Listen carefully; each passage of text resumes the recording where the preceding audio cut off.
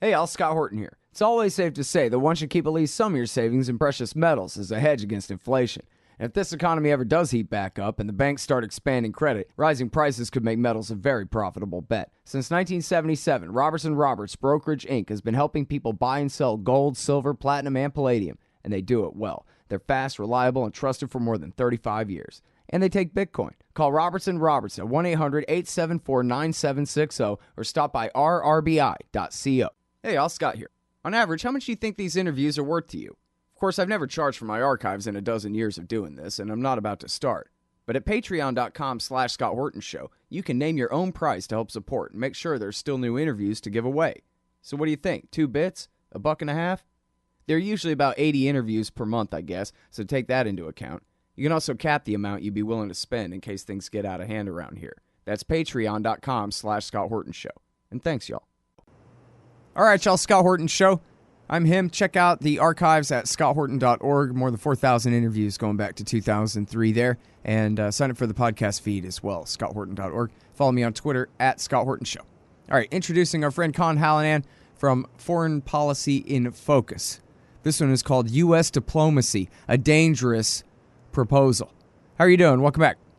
Oh, glad to be here, Scott. Very happy to have you here as always. And, well, as always, you got your eyes peeled and pointed toward topics that most people ignore, including me. I missed it, but you caught it for me. In the New York Review of Books, Samantha Powers, Barack Obama's America's ambassador to the United Nations, wrote an essay arguing, I guess, the kind of ongoing fight within the foreign policy establishment between, well, there's the neocons. They're not necessarily part of this, but we can get to that. But there's the realists supposedly in the center and the liberal internationalists as represented by Power and Hillary Clinton and those who say, you know, who promote humanitarian intervention here. And I thought it was, well, as you pointed out, the first thing she does is, as you put it, hijack the term national interest. Because that's the realist argument is, no, we should only, if we're going to fight at all, it should be for our national interests and not for humanitarian things. And so she just decides she's going to have her way with the English language before she gets any further.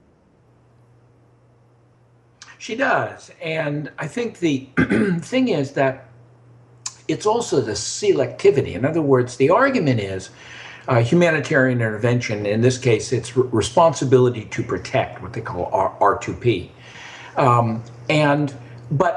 But you have a responsibility to protect if you're talking about Russia or you're talking about Syria or Libya, something like that. But you don't have a responsibility to protect if you're talking about Yemen or you're talking about Honduras, etc. In other words, what she does is she says that this responsibility to protect is really in our national security. But then what she does is that the only examples she gives are all of the countries out there that are currently sort of in our crosshairs, and that's Venezuela, China, and Russia.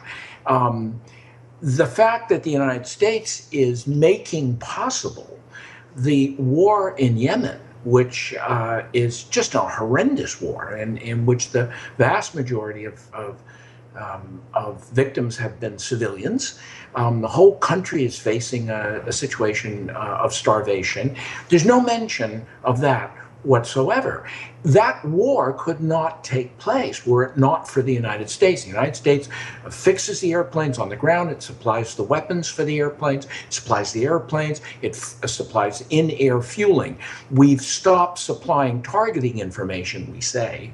And the U.S. Navy is helping to blockade Yemen. Since Yemen imports 70% of its food, it means that there's widespread famine. Now, Samantha Power doesn't bother to mention Yemen. Well, because it's in our national interest to support the Saudis in Yemen. And the thing that I'm trying to say in this column is that she has developed this kind of definition of responsibility to protect, which is that if other countries don't emulate essentially what we're doing in this country, well, then we ought to engage those countries. We ought to intervene in those countries. And it's sort of this idea, it's very missionary kind of idea of spreading the American system everywhere in the world. And we were talking beforehand, Scott, you watched the debate last night. Should we spread that to the rest of the world? I don't think so. I don't think the rest of the world wants it.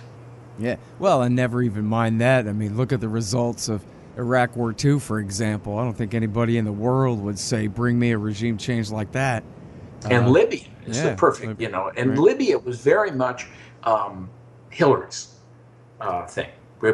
She pushed very, very hard for Libya. It's just it's a total disaster. It's now a completely failed state. And that was responsibility to protect. We intervened and arranged for a regime change. And, the United States is the most powerful country in the world when it comes to military force. And there really isn't any real competition out there unless you get into nuclear war, in which case it doesn't make any difference. That's the end of the world anyhow. But essentially, the United States is the most powerful military country on the planet. But it's no longer powerful enough to arrange for peace afterwards. In other words, you can overthrow Gaddafi, but it can't put anything in its place. It can help us in the war against the Assad regime, but it can't resolve the Syrian civil war. You mentioned yourself Iraq. Sure, they could overthrow Saddam Hussein. So is Iraq a good place nowadays? It's just an unmitigated disaster, and that's, I think, what power and which these humanitarian interventionists refuse to do. They refuse to look at their failures. They kind of talk about it in this abstract kind of way. I mean, who's against humanitarianism? Who's against intervening to stop mass murder? I mean, nobody's really against that, but that isn't the way it's used. Gaddafi had no intention of committing genocide. We know that now, and we knew that at the time. And yet, that was what was used to go in. And now you really have horrible things going on. So this is a dangerous kind of proposal. And you mentioned early on, it's not quite the same as the neocons. You're correct. It isn't quite the same as the neoconservatives. But the neoconservatives support this. And one of the things I find interesting is that some of the people who helped design the Bush war in Iraq are now backing Hillary because they say, well, we can live with this approach in foreign policy. That keeps me up at night. Well, and of course, part of the neocon argument against the realists and against, détente with the Soviet Union and everything else was, no, we should have a morality-based foreign policy. The amorality of Henry Kissinger turns out to be profoundly immoral. So what we need to do is we need to do the right thing all the time. But then, as you say, just the same back in the 70s as it is now, the right thing means whatever they want and backing whichever monsters they feel like backing at whatever particular times. Well, one of the things that I think is an example in this article, she talks about Venezuela. So there are two things about it. One is she talks about, there's this lack of democracy in Venezuela. And she never mentions the fact that during the period of Hugo Chavez's reign in Venezuela, managed to go from the worst gap between rich and poor in the South American continent to the best. To the Gini coefficient is what they call it, to the best Gini coefficient relationship. And they bought, millions and millions of people out of poverty and raised them up, created a lifting up of poor people, health, education, etc. And there is certainly a lot of tension going on right now in Venezuela, and several opponents of the regime have been imprisoned, and there have been tear gassings and fighting with the police and all that kind of stuff.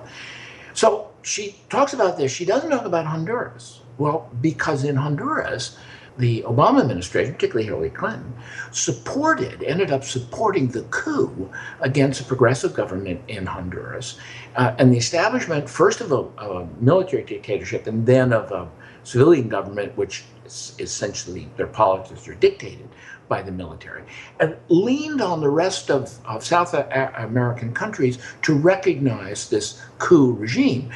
Honduras now has the highest murder rate in the world, and a lot of the targeting of that are agricultural organizers, agricultural workers organizers, labor union organizers, also gay and lesbian activists, which have been particularly subject to death squads, etc. Well, there's not a word about that. So we have this responsibility to protect in Venezuela, where actually a large number of poor people have been lifted out of poverty. We don't have a responsibility to protect in Honduras because we didn't like the government that was in there, and the guys that are in there now are our people, and therefore we don't have a responsibility to protect. In fact, Hondurans need us to protect them far more than Venezuelans need us to protect them. Well, and, looking at the reality, there are plenty of economic problems in Venezuela now. I mean, the benefits that you described were mostly back when oil prices were at an all-time high, and now they're printing money, and they've got price controls and major shortages and problems all over the place. Doesn't mean it's anyone in Texas's damn business or Washington, D.C.'s.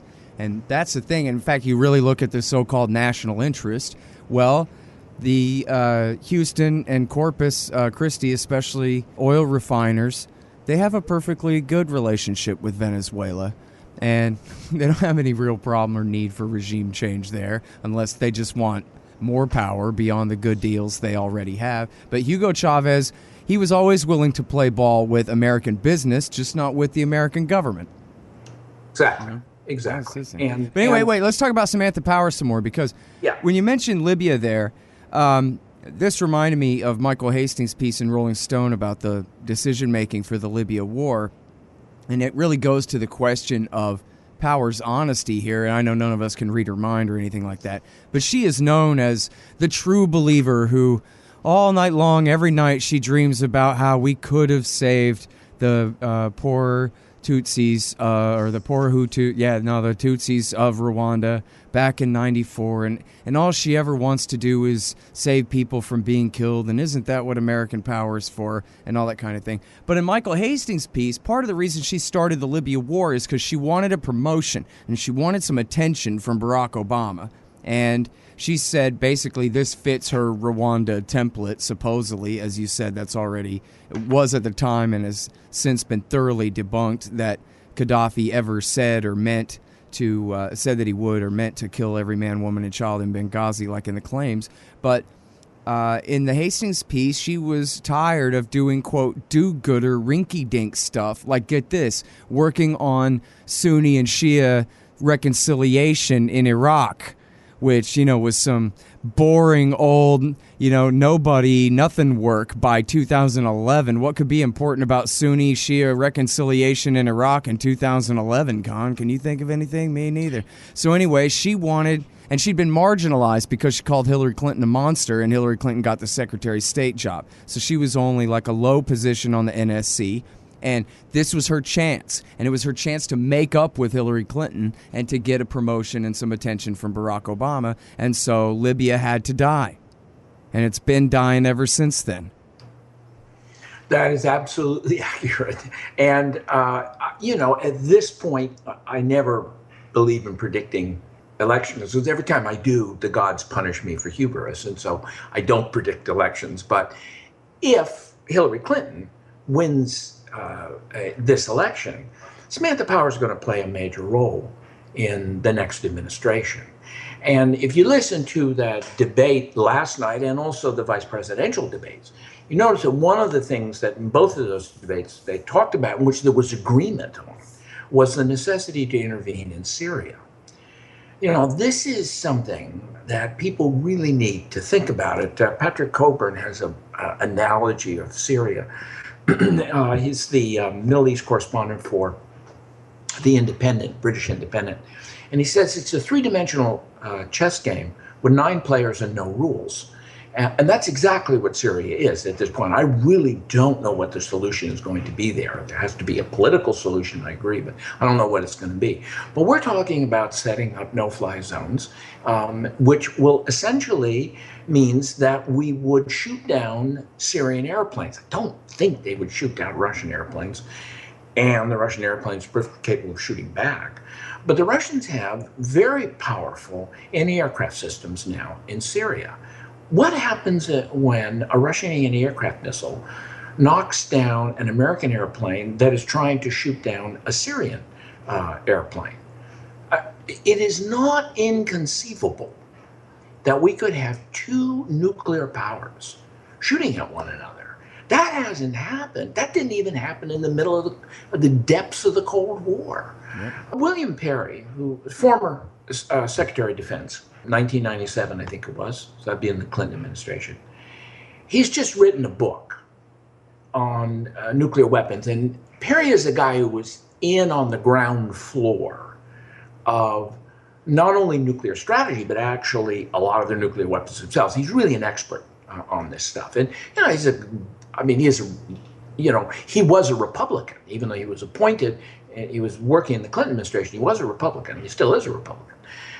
And he's just written a book in which he says, in his opinion, the current situation in relationship to nuclear weapons and the possibility of nuclear war is more dangerous today than it was in the depths of the Cold War. Now, some of that is not just the United States and Russia and China and those big nuclear powers. The other thing he talks about is India and Pakistan, which is a very dangerous situation. And it is, if there was the possibility of a nuclear war between Pakistan and India, it would have a worldwide effect. It would not be a local effect. It would have a profound effect on the entire world, and certainly the Northern Hemisphere. So I think one of the things that scares me is that people are talking about something like a no-fly zone, and then they don't take that next step, or they don't see me taking that next step, which is, okay, where do you go with this? Let's come out with the worst-case scenario here. Well, that's the thing, right, is they're just committed to this thing, this premise. Assad must go, and they really, I can tell even, and man, I follow all these liberal hawks and neocons on Twitter all day, and there just is no critical thinking about it. They have their party line and they're sticking to it. Assad must go. Iran and Assad and Russia are the problem in the region. The Shiite axis of the crescent of evil, it must be rolled back. And they just refuse to ever mention or concede. And they know it, but they just ignore constantly, at all times, that the beneficiaries of any war regime change against Assad are going to be Al-Qaeda first. Ayman al-Zawahiri, the butcher of New York City, and the people who are sworn bayat loyal to him. And they just won't say it. And the reason is because, well, really, they put Israel first, most of them, and they're, the others are bought off because their think tanks are bought and paid for by the Qataris and the Saudis. And they're just hell-bent that America's strategy must be to back the American people's enemies, Al-Qaeda, against Israel's enemies and Turkey's enemies and Saudi's enemies, the Shiites. Even though America's record of the 21st century is we've done more for Iran than anyone ever could have by invading Iraq and handing Baghdad to the Dawa Party and the Badr Brigade. Absolutely. We went into Iraq and basically turned it over to the Iranians. I mean, that's essentially what happened. And Robert Perry, journalist Robert Perry, he calls this groupthink. And there's groupthink around Putin, around Iran, around Assad, around China, for that matter. And I think the thing that I find disturbing is, one of the things you have to do in diplomacy is that you have to try and see what your opponent's point of view is. Doesn't mean you don't have to end up agreeing with them, but you have to try and understand what it is. Because if you don't understand what it is, then what you can do is you can elevate something which is really not a strategic issue to a strategic issue. For instance, the Obama administration says that the Russians are trying to reestablish their empire because they have troops on the borders of the Baltic countries. Well, that's the Russian border. The Russians are not in Canada and Mexico. The NATO is on the Russian border. They're in Poland, they're in Latvia, Lithuania. Yeah, Hillary in her San Diego speech said, the Russians are doing maneuvers right on NATO's doorstep. Right. Now, you have to go back. I mean, again, there's no history. God willing that the press should tell people what history is.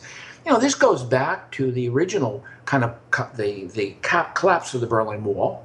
And what happened was that the Americans sat down with the Russians, Gorbachev and Bush, and Gorbachev said, "Look, we will withdraw our troops from Eastern Europe.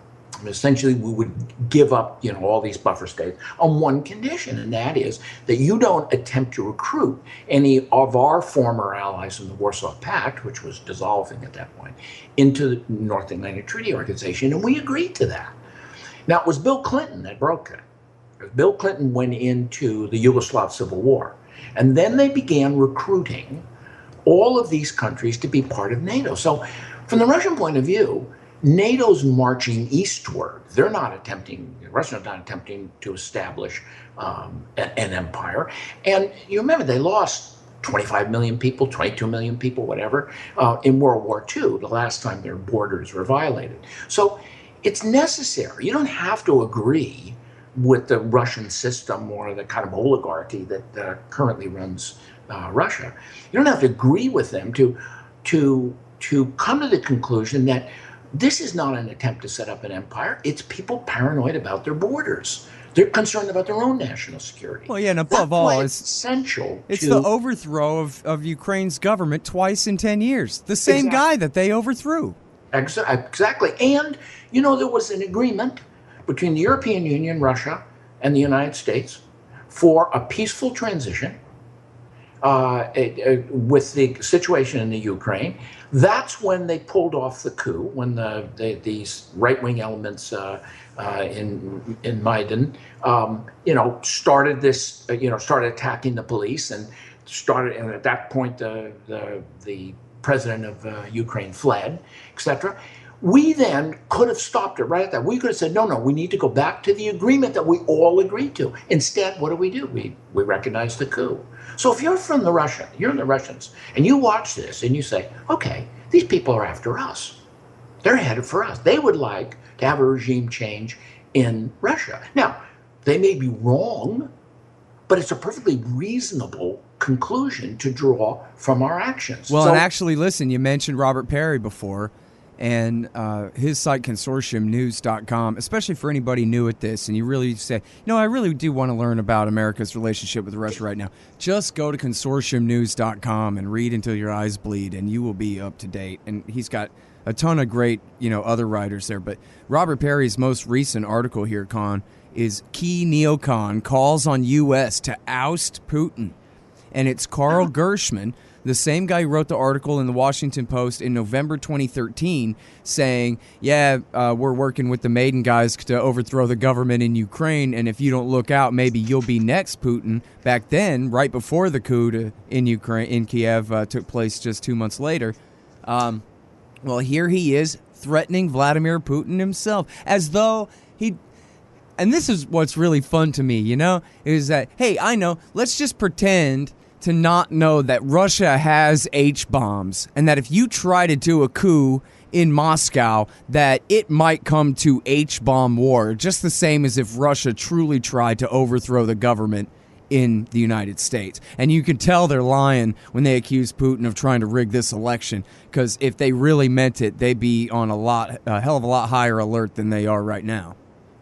Hey, Scott Horton here to tell you about this great new book by Michael Swanson, The War State. In The War State, Swanson examines how Presidents Truman, Eisenhower, and Kennedy both expanded and fought to limit the rise of the new national security state after World War II. If this nation is ever to live up to its creed of liberty and prosperity for everyone, we are going to have to abolish the empire.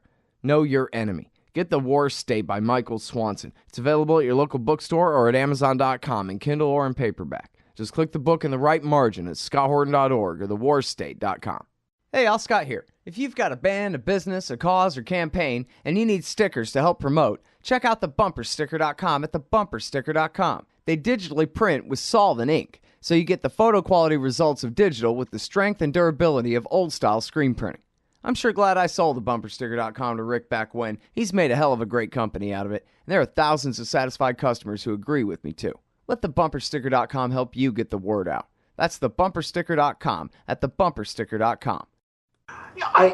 And again, I think this inability to try and see how other people are viewing us is just really dangerous. I mean, this is not something that's brand new. I mean, Americans have always had a kind of a missionary approach to the rest of the world when it comes to their system. But I think in the end, when you see this division between realists and humanitarian intervention, in a sense they both come together at the end, because what they're both doing is that they're following what their definition of national interests are. And one of the things I'm always uncomfortable about is people say to me, well, are you then a realist? And I think, wait a minute, Henry Kissinger's a realist. He's the serial killer extraordinaire. He overthrew the government, the Salvador Allende government in Chile. He backed the massacre of the left in Indonesia. Not only backed it, the American embassy handed out names and addresses that their intelligence had identified as communists and organizers and stuff, and gave them to the Indonesian military, went out, took all these people, butchered them, killed them, put them in prison, whatever. So I'm not putting myself in the same category as Henry Kissinger. But what I am doing, what I'm trying to say in this article is that this idea that you intervene for humanitarian purposes, when you really look at it carefully, really what it is it says, when people disagree with us and they don't go along with what we want, we have the right to overthrow them. Right. And that's just not, that's too dangerous. Yeah, you know what it is? It's feel-good left-wing dressing for imperialist regime change. That's all it is. It's neoconservatism, but how do you get a bunch of softies? Is you say, oh, look at the poor baby that died in the explosion, and just leave out all the context, which is exactly what they do. Like when the Kurdish boy died on the beach, and it was because he was fleeing American-backed jihadis, and they said, oh, look at the boy on the beach. We should triple the size of that war right now so that never happens again. It doesn't matter what the context is, because they can just play it off. If you go back to the Biafran war in Nigeria, again, what they did was that they very selectively had pictures of starving children, of Biafrans, and so everybody said, "Well, this is just about saving, children." Well, that wasn't what the war was about. And the United States ended up making that situation a whole lot worse. And in fact, the divisions in Nigeria today still go back to that Biafran civil war.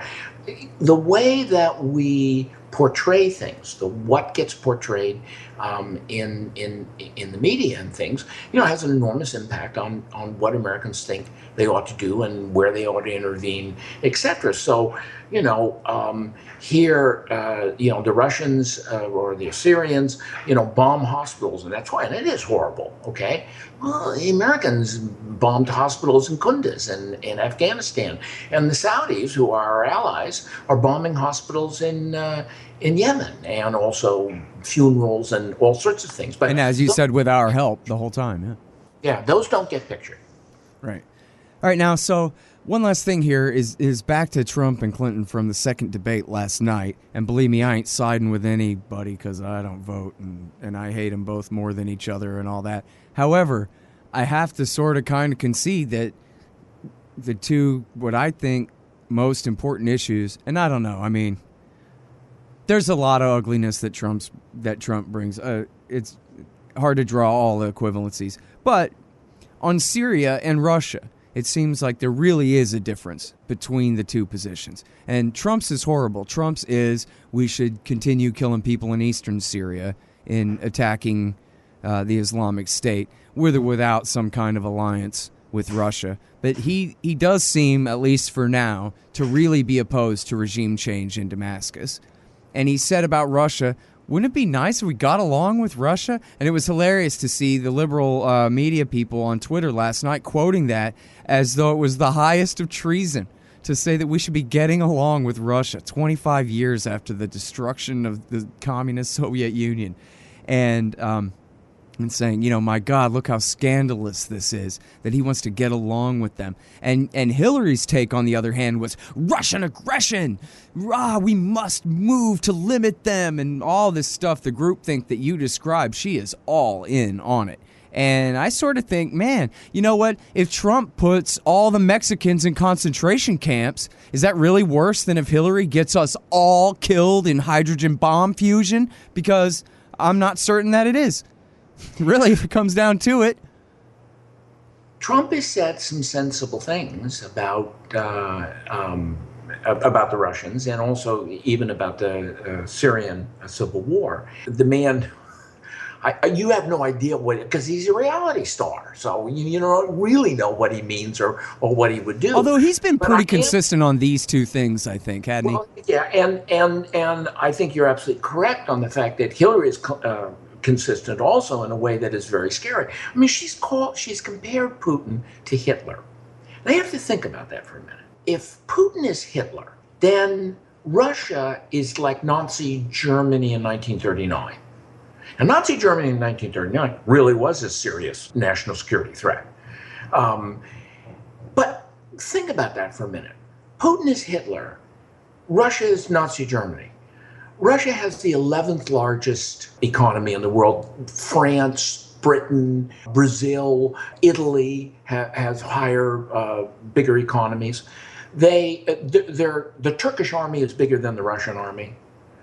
They have nuclear weapons. But the idea of comparing the 11th largest economy with a small army to 1939, Hitler Germany, the most powerful economy in Europe, a massive, huge army, to compare those two is to take the kind of liberties with history that are very dangerous. And when I see people like Hillary Clinton comparing Putin to Hitler, I just say, you don't read history, or is it just, they know that that's going to resonate with an audience? Well, people who say things like that just to resonate with an audience, they scare me as well. Well, I think that's her public position and her private position. It's so easy for me to picture her saying, right, Robert Kagan, isn't that what we all think, everybody? And all these people telling her, that's right, Hillary Clinton, that's what we all think. I do, certainly Robert Kagan here's the guy who, created really, the new American century, which started off saying the first thing they have to do is to target Saddam Hussein. This was back in the late 90s. Target Saddam Hussein and overthrow the regime in Iraq and get rid of Assad. I mean, that was always a target of the new American century people. Assad was always on. The road to Damascus runs through Baghdad. Right, and this is what's happening, and it scares me. And I think the problem is that most Americans don't pay attention to foreign policy. And then, suddenly it rises up and it bites us. And we certainly are in a position where now, we're talking about, confronting the Chinese in the South China Sea. That's not really a good idea. And this is not to say that I think that the Chinese are not acting like bullies. I think they are acting like bullies. But again, walk in their shoes. The Chinese have been invaded time and time again by the West, by the Japanese, etc. And they're freaked out about their home waters. They ought to be. I mean, we would be too. And so the question is, are the Chinese acting this way because they want to establish a Chinese empire? Are they acting this way because they're nervous about the Asia pivot and the fact that the United States is putting nuclear forces into the Pacific, his Marines into Australia, building alliance systems with Japan, South Korea, Indonesia, putting anti-missile systems in South Korea and Japan. I mean, those are legitimate concerns of national security for the Chinese. So you have to try and understand that point of view. Because if they're attempting to establish an empire, okay, maybe they are, maybe we need to confront them because that's not in the interest of our national security. But if they're trying to defend themselves, why is that a threat to our national security? And that's what people like Hillary Clinton and Samantha Powers just seem incapable of doing, of taking a minute, suspending their view of the world, sitting in Beijing for a minute and saying, okay, what does this look like if I'm sitting in Beijing? Sitting in Beijing, it looks like somebody, is encircling you with hostile bases and allies of the United States. And if you've been invaded as many times as the Chinese have been, you went through the horrible situation in the Second World War, the Sino-Japanese War, 1895, all of those things. You're going to be very nervous about your national security. Well, and it's actually pretty well reported. I read this pretty much all the time at the National Interest, for example, that kind of everybody knows that the Chinese doctrine went from 5 miles an hour up to 10 and then up to 20 after that because of the first Gulf War and because of Bill Clinton sailing the Fifth Fleet, I guess it was, in between Taiwan and China in 1997.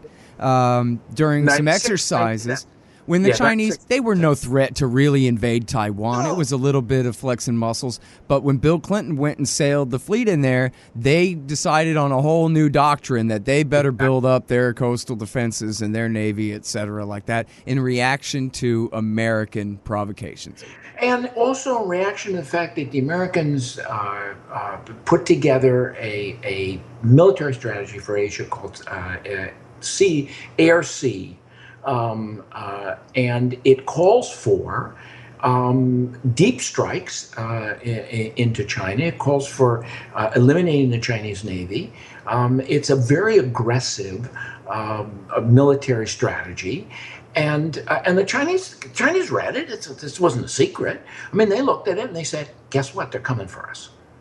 They're going to go for regime change in China. And of course, one of the effects is when you say that, Chinese get paranoid and then they put the clamps on their own internal dissenters, etc. So, I mean, if we're concerned about internal dissenters in China, the first thing we ought to do is stop threatening the Chinese so that they stop cracking down, on their own internal opponents.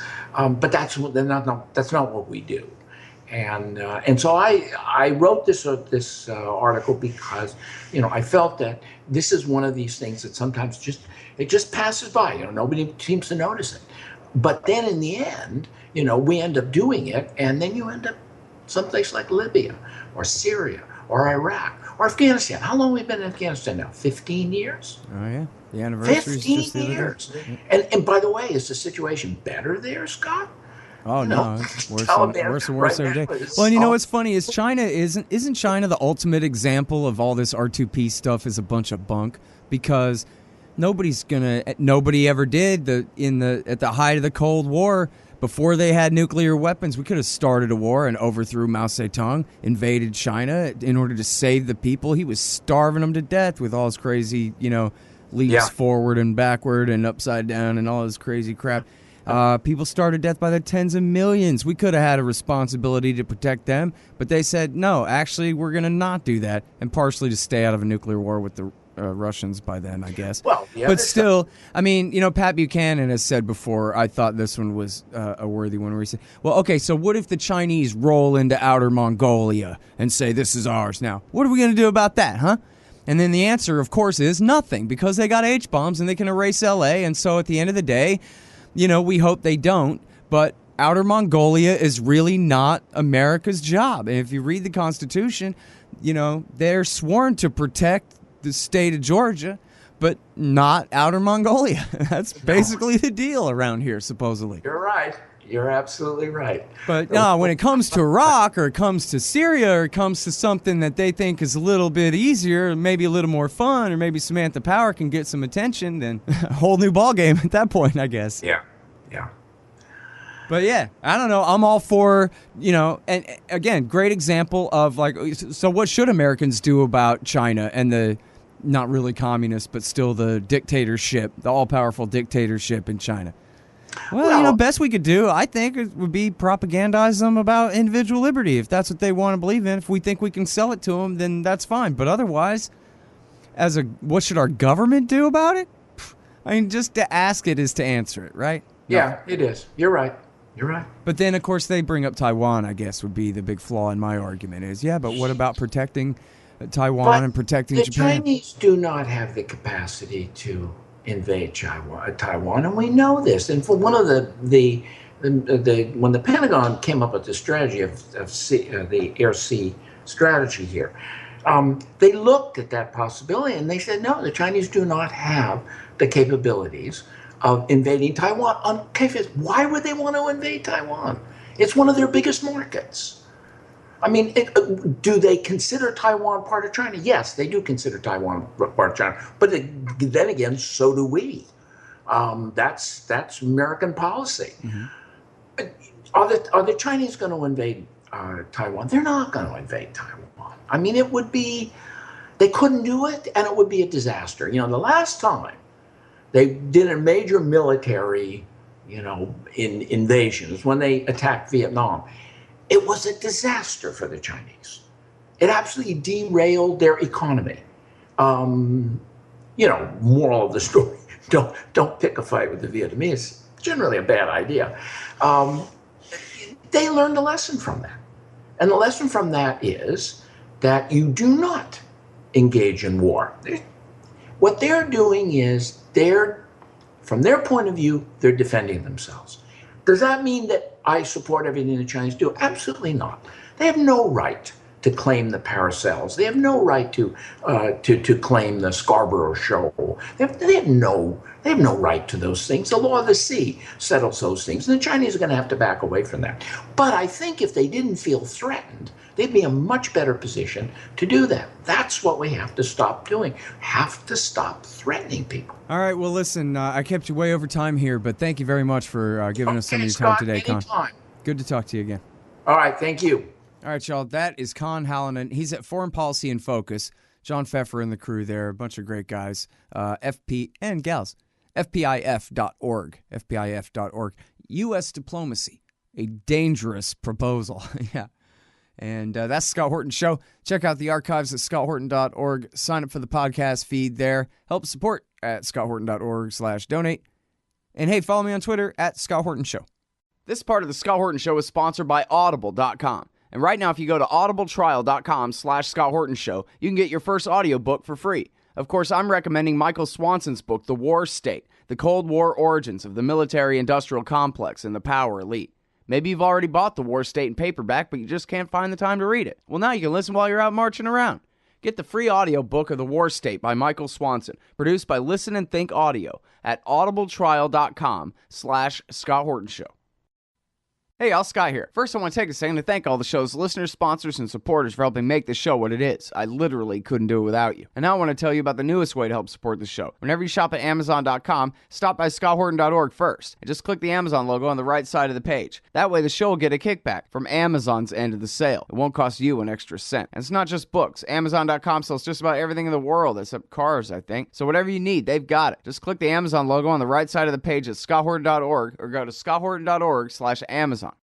Hey, I'll check out the audiobook of Lou Rockwell's Fascism versus Capitalism, narrated by me, Scott Horton, at audible.com. It's a great collection of his essays and speeches on the important tradition of liberty. From medieval history to the Ron Paul Revolution, Rockwell blasts our statist enemies, profiles our greatest libertarian heroes, and prescribes the path forward in the battle against Leviathan. Fascism versus Capitalism by Lou Rockwell for audiobook. Find it at Audible, Amazon, iTunes, or just click in the right margin of my website at scotthorton.org.